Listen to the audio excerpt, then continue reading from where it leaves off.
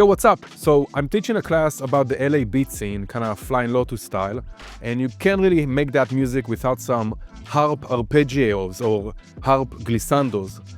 So I made a free MIDI effect track to allow you to do that very easily, and also show you where to get really nice free harp sounds. Let's check it out. Okay, so first of all, context, this is what we're gonna make.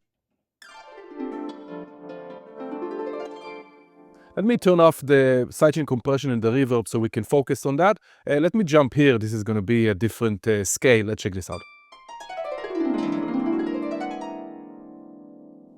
Nice. So first of all, the harp sound itself. There's a super awesome free sound font you can download from Vercillion Studios, which is called Ethereal Winds. Check out all the links in the blog post. Now, this is a sound font, so you do need a sound font player. I'm using the free S for Glissando from Pluggo, which have other awesome plugins, but this is a free one. So you just put it somewhere on a computer. You can then import, or under settings, you can tell it where all your sound fonts are. So then you can load it right here, and everything is free. So you basically just have now, let me turn this off, a harp sound.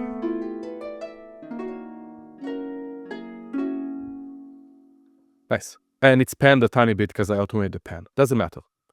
Nice. Now, so we have the harp sound.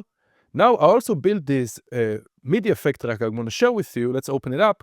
And here we have 2 chord MIDI effects that are playing 12 intervals. And we have the scale mode turned on.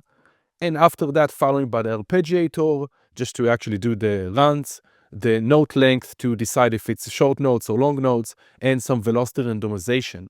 So first of all, I have this pluck speed here, which is the speed of the arpeggiator. I only need to hold one note. Let me arm the track. Let me reset the panning. And let's go back to a pentatonic scale. Nice, we have the gate if you want shorter notes.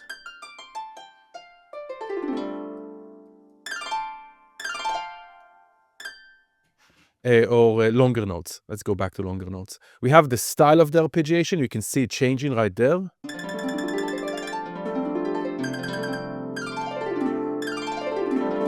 And we can introduce some randomization to the velocity if you want more dynamic volume. Usually I put it around 15. Now, what's nice about this, because we're using the scale mode, I only need to set up the clip itself with whatever scale I want. You can also do it on the top here. And then when you jump between clips, it will automatically jump to that new scale run. So here, if I click on this clip, it's set up to D minor pentatonic.